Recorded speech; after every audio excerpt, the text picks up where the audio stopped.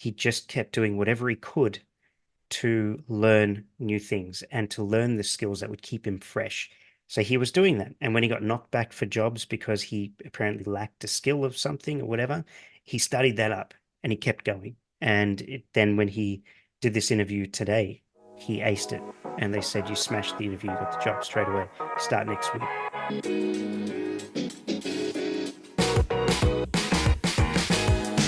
Hello and welcome to the Pybites podcast, where we talk about Python, career, and mindset. We're your hosts. I'm Julian Sequeira. And I am Bob Beldebos. If you're looking to improve your Python, your career, and learn the mindset for success, this is the podcast for you. Let's get started. Hello and welcome back, everybody, to the Pybites podcast. This is Bob. I'm here with Julian. Welcome back. Welcome back, Bob. Happy New Happy Year, everyone. 2024. We're back. Yeah. Our first episode in months with just the two of us, I reckon. And our first episode of 2024. First episode after 2 weeks off straight. It's a good day. Yeah, man. Like, we even forgot how to do intros because I think we haven't recorded together for 2 months. Yeah. I know it's ridiculous, but we do know that this same episode last year we spent 10 minutes catching up on the episode, so we're not going to do that today. We're going to talk a little bit about the holidays, but we're going to keep it to like 1 or 2 minutes. What do you reckon? Yeah, less banter. I had to Okay. go through a minute 11 to get to the goal section. Not going to happen again. Last year. Apologize. Yeah, we apologize. But yeah, did you have a good break? You had 2 weeks off as well. Yeah, man, we took the full 2 weeks, and as always, we realized how important it is to take breaks. So I'll leave it at that. But yeah, it was a good mix of family, reading. We did connect for a few things at some point, and Yep. we were really happy that we quickly disconnected to take the full advantage of the break. Yeah, it was funny when I was in holiday mode. I was like, I don't even want to do this. I don't even want to see you. No, I'm kidding. That wasn't it. But it was a good 2 weeks. Lots of family. It flew by for sure. Coming back to work on Monday was tough. It was definitely tough. But uh, Pybites gives me energy, so I'm well into it now and feeling good. So that's why we're recording right after we've come back to work this week. So there we Yep. go. Yeah, it was nice Nice. awareness saying like, hey, I did 2 hours of pie bites this morning and I feel hyper Mm. energized. Just realizing that we're on the right track. We're doing something really cool here. Yeah. Yeah, the energy coming back to this was wonderful. I felt it's funny, even though we had holidays, it was nice knowing that I was going to come back and do something, to use the buzzword productive. So as opposed to just sitting down and chilling out and playing games and relaxing and stuff, it was quite nice. So Well, we there even you went go. back to the why and we wrote down some Mm, tenets and then we like, this is why we do it. Okay. Makes yeah, sense. we'll cover Actually, that in really. another episode, why we do it Yeah. and why it's important to know that stuff when you dive into, your goals and things that you're doing.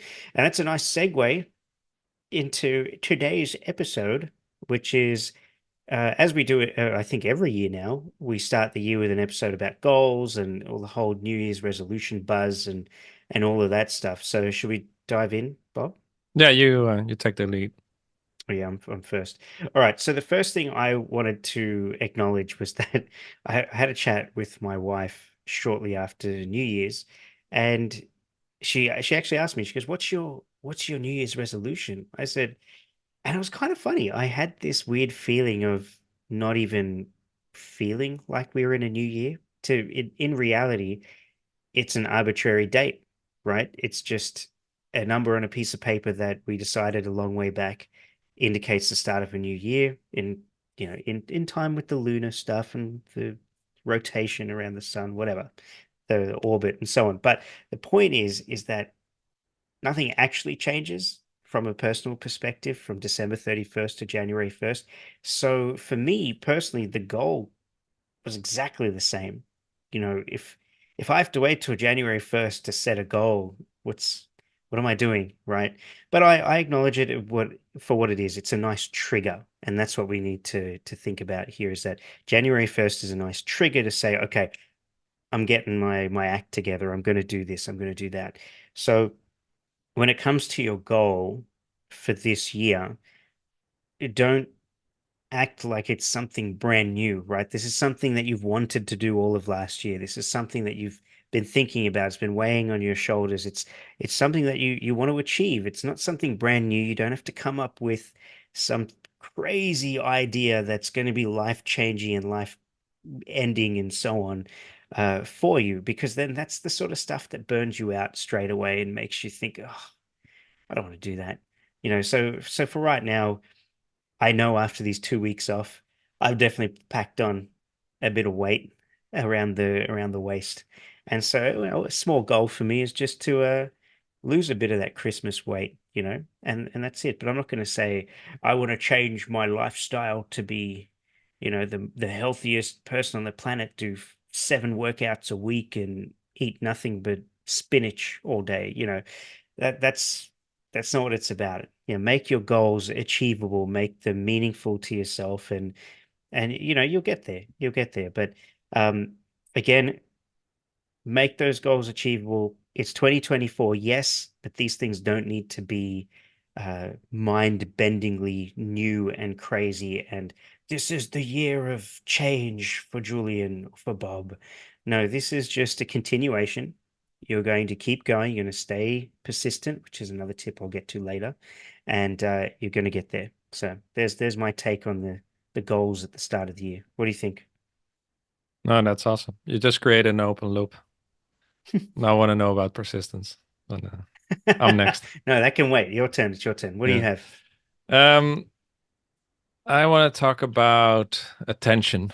So there was this awesome Instagram post. I'm not on Instagram, but I got it through Tim Ferriss. We're also sharing this on in our newsletter today. Nice And save. eh, Nice save. I'm not on Instagram. I got it through Tim Ferriss. that's true. And basically, it came down to what you pay attention to expands, and that really Mm, resonated with me because as you talk about goals, the flip side of goals is to create sound habits and focus to accomplish those goals, right? yeah. And we are pretty deliberate in our goals with Python and the business. But to accomplish that, you need to really be disciplined and have good focus, right? Hmm. So yeah, it's very easy to, fall into the go into rabbit holes with social media, but also emotionally with the current state of the world and Hmm. negativity. But yeah, to me, focus, creating sound habits, being very deliberate with time. That's what I really want to focus on now. No pun intended. Uh-huh. Yeah. Nice. Okay. So when you say focus, what's your suggestion for people? So that anticipates a little bit my point four Yeah, that's okay. about building, That's fine. but Yeah. um, for example, with technical content, I'm very deliberate in doing that first thing in the morning. There's a whole episode of it with Hugh a while ago about Mm, being productive and putting content out. But yeah, like I do set a reading goal this year. I do have some streaming services, but I'm very deliberate how much I can consume every day. But no mm, more than one chapter or episode, right? yeah. um, Doing my 30 minutes of Python or these days Hyper Systems Media, that HTMX book reading in the morning. So I set up all these habits and triggers. For example, so no social media apps on my phone, not even the Circle community. Just know like creating Hmm. those boundaries. That to me is key. Mm. Does that make sense?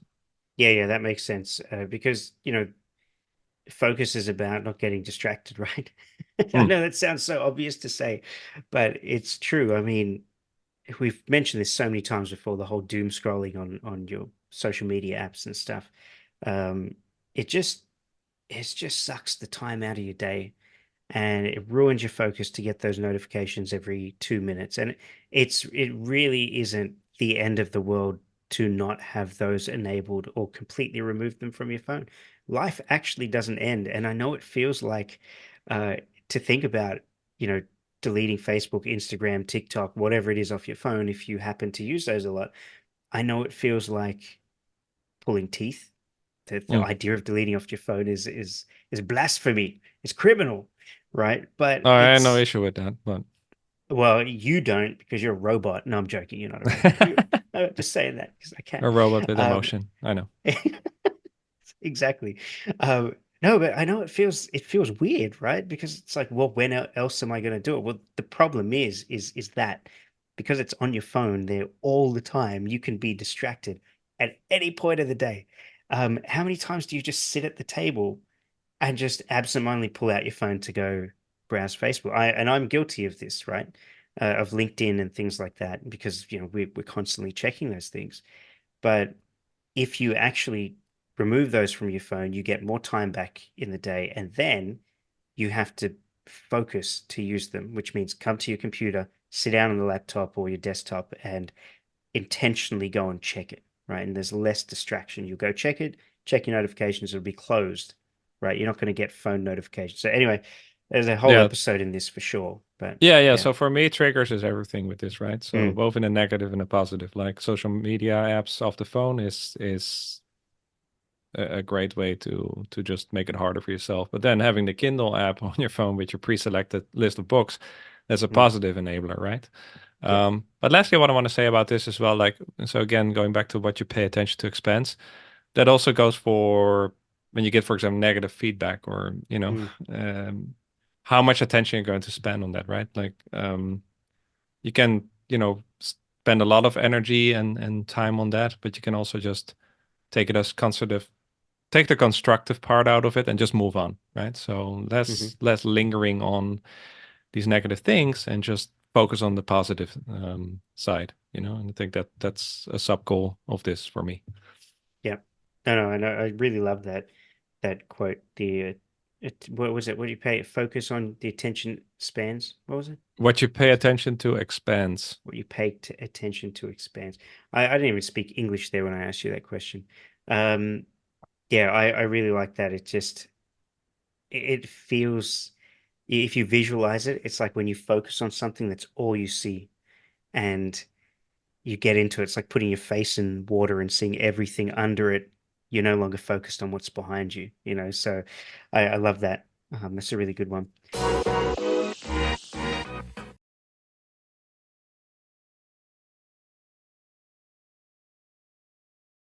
Start your year with a Python breakthrough at Pybites. Escape tutorial paralysis and jump into practical, just-in-time learning. Our personalized coaching beats imposter syndrome and sharpens your Python skills. Join our Pybites community, a network where passionate developers grow together. Whether you're a beginner or leveling up, we tailor the journey to your pace. Visit pybitesdevelopermindset.com now. This year, transform into the confident, in-demand Python developer you're meant to be. Your Python mastery begins today with Pybites.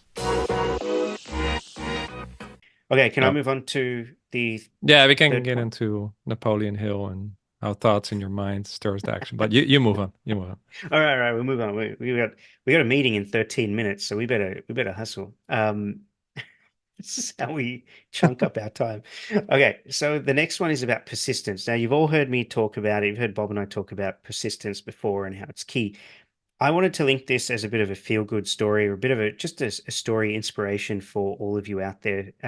So please feel free to share this part of the podcast with your friends and family and network and so on, because I know there are a lot of people out there that are struggling at the moment with regards to careers, especially in the tech industry.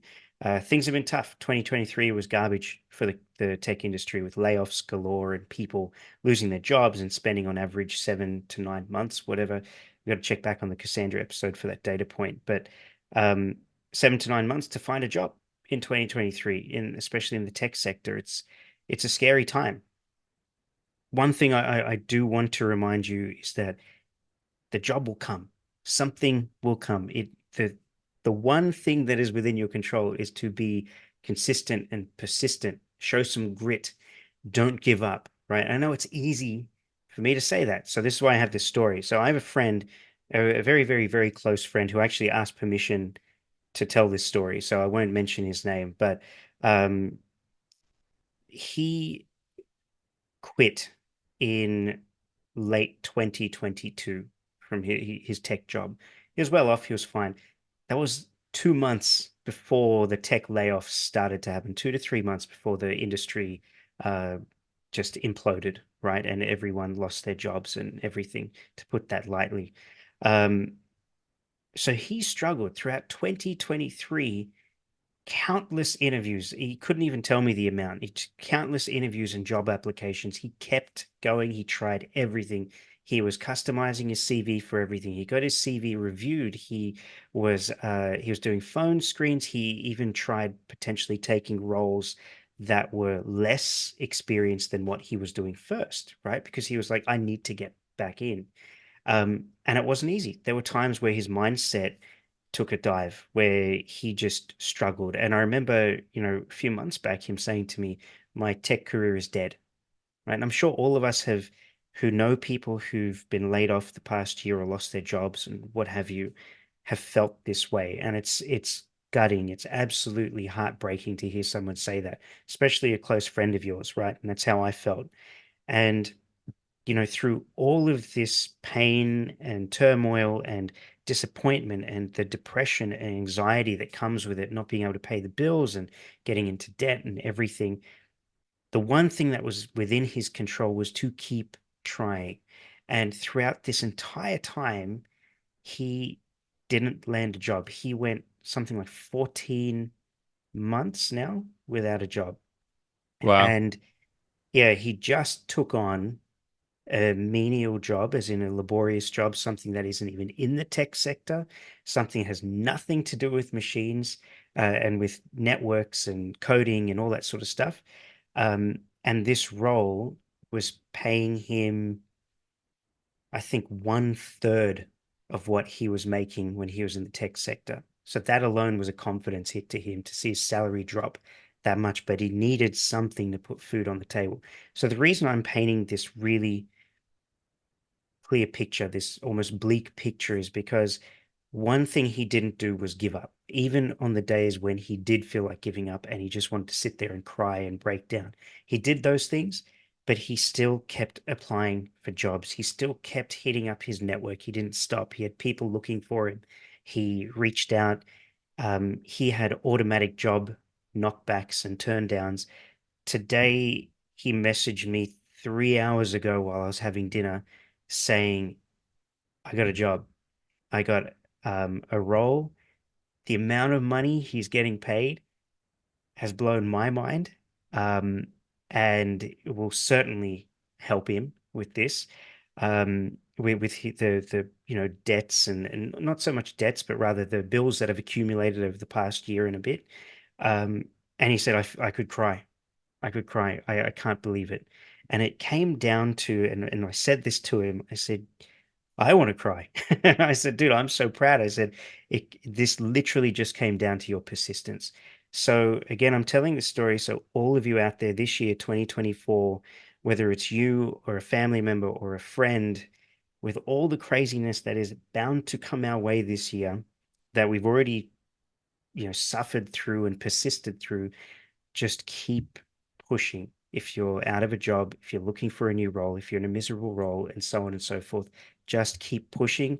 The jobs will come, the work will come, opportunities will come. But if you are not prepared, if you are not there, if you are not putting your name into the hat to get the job, you will not get it. So again, and this is the last thing I'll add on this, Bob. I'm sorry, I'm on a soapbox on this one. Um, One So thing my worth it. friend, So worth it. yeah, exactly, it's a Very feel good inspiring. story. You didn't even know this, right? So, No, it's um, usually happens that yeah, the yeah. stories come out on the podcast, not It's even in our amazing. private conversations. I know. I'm just, Yeah. I'm super happy for him. Like, if you're watching this on YouTube, you can see I'm smiling ear to ear as I say this. Um, Everybody this tune whole, into YouTube. yeah, that's You plug never plug see for the Julian YouTube channel. happier than now. Yeah. But the thing that he did do as well within his power, as I said, was to put his name in the hat, right? So that the opportunity was there. But to make sure the opportunity he was the right person when those opportunities came up, is he studied. Even though he necessarily couldn't afford formal study and things like that, he just kept doing whatever he could to learn new things and to learn the skills that would keep him fresh. So he was doing that. And when he got knocked back for jobs because he apparently lacked a skill of something or whatever, he studied that up and he kept going. And then when he did this interview today, he aced it. And they said, you smashed the interview, you got the job straight away. You start next week. So there you go. That's There's my amazing, story. man. Really inspiring. Yeah, and it that also ties into my last point. Yeah, do it. You Well, it go. was Sorry. originally was building, not consuming, but stop consuming, start building. But now I'm pivoting that a little bit because based on your story, this is all about the compound effect as well, right? Apart from Mm. persisting, you also should think about building up the asset, right? Like the best time to plant a seed is 10 years ago. And the second Next best best time time is? is today, right? So Yeah.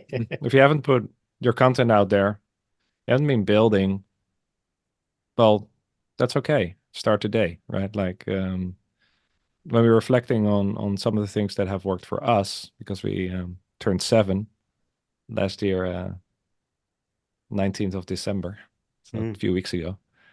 If you really, when we're reflecting on it, it was really like, yeah, it's apart from that focus and being deliberate, it was like building up these assets, right? Like the 100 Days of Code challenge uh, raised a lot of visibility.